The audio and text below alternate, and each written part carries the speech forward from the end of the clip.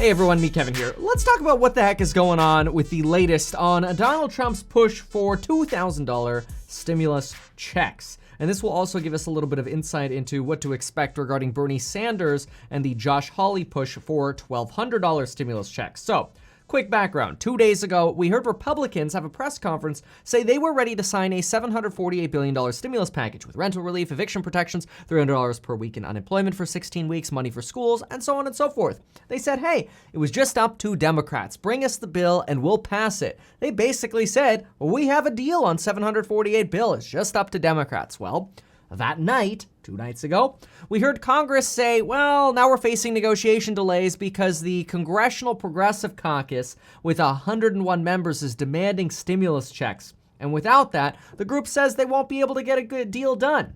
Now, boo-hoo Congress, we need those stimulus checks and they should be larger than what they are now, but let's see what happened next.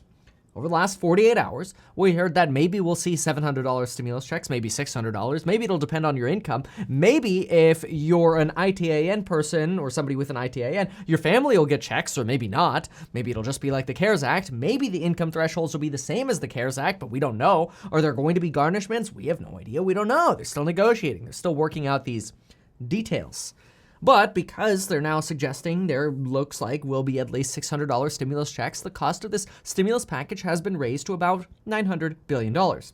And really, this is where we've been stuck for the last 48 hours. $900 billion with minor fights over the details of, well, the stimulus checks, and then money for live venues, FEMA, details on, again, who gets stimulus checks, or how long is unemployment going to be a thing? Are people going to be able to double dip on unemployment and get stimulus checks like last time? Will the eviction ban actually get extended, or are they just going to do rental relief and say, you know what, now we don't need an eviction ban anymore. Have at it if you want to evict people. Who knows? But the point is, all this is going on while the White House and Congress are getting their first batch of the COVID vaccines. Must be nice. But Donald Trump chimed in today on stimulus talks for the first time in at least a week. In conversations at the White House, Donald Trump demanded $2,000 stimulus checks.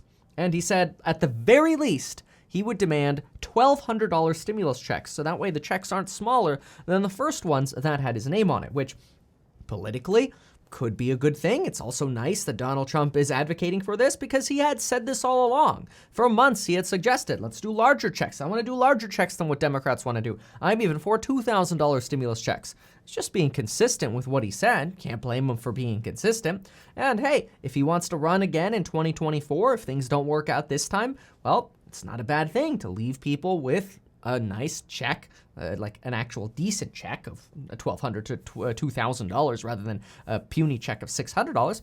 It's not bad politically either. Hey, maybe that even helps in the Georgia election. Well, apparently, this is what happened today, and this is according to a Washington Post report, so I will link it down below so I don't get flamed for quoting this.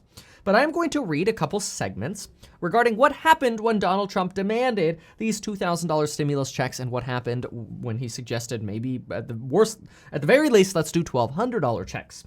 All right, so here's the quote right after I mentioned that you should get yourself 4 totally free stocks with Webull. Deposit $100, get 4 free stocks worth up to $1,600, and they're worth at least $21. So you put $100 in, that's at least 21% on your return on your money. Links below, right next to the link for life insurance. You can get in as little as 5 minutes. You don't have to talk to anyone, no tests, no doctors for like 99% of the people who sign up. I'm pretty sure at least. Anyway, use that link down below. Check it out, life insurance and Webull down below. All right, so here's the quote. Trump told allies that he believes stimulus payments in the next relief package should be at least $1,200 per person and possibly as big as $2,000 per person. Congressional leadership is currently preparing a stimulus package that would provide checks of $600 per person.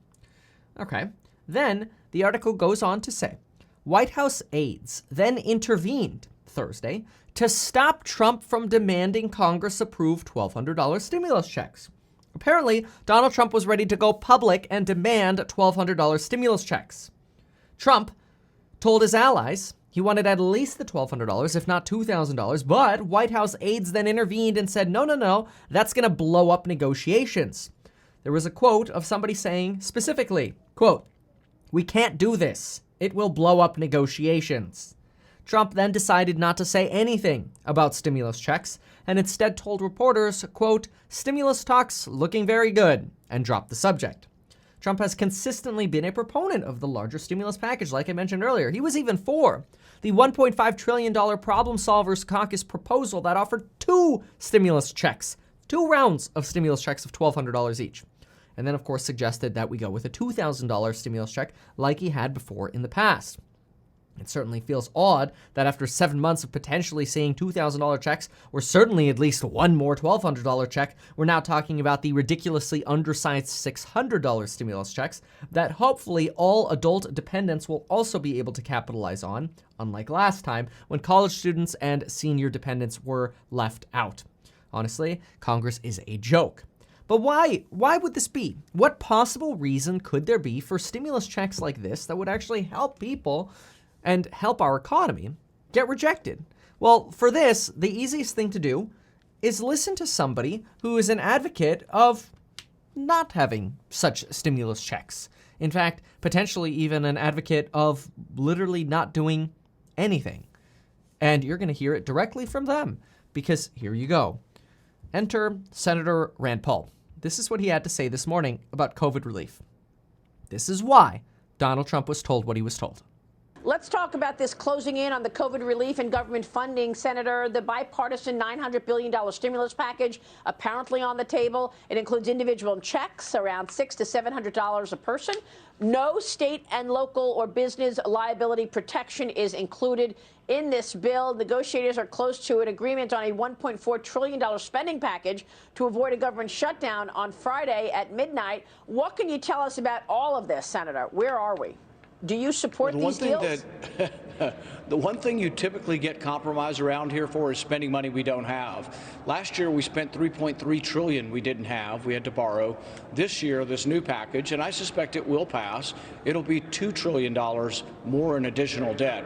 So it's a problem. I don't think this much debt is good for a country. We're up to 138% of our GDP with our debt. So there's a real problem where we are, and there's going to be a day of reckoning. I don't support it. I think the way that the economy opens up and the way the economy can recover is simply by opening up again. There's no science to keeping schools closed. There's actually no good science that keeping the restaurants closed is doing this. In fact, there's no real science that anything we have done has changed the trajectory of this other than the vaccine. And so it appalls me when I see these so-called TV doctors on other channels saying, oh, just wear a mask. You don't need to get a vaccine. The mask is more important to protect you than the vaccine. Well, 80% of the people getting the virus that are positive with the virus have been wearing the mask the whole time. They'll tell you we wear it all the time and we still got it. So it is malpractice to tell people the mask is enough to protect you. People should go for a vaccine, absolutely.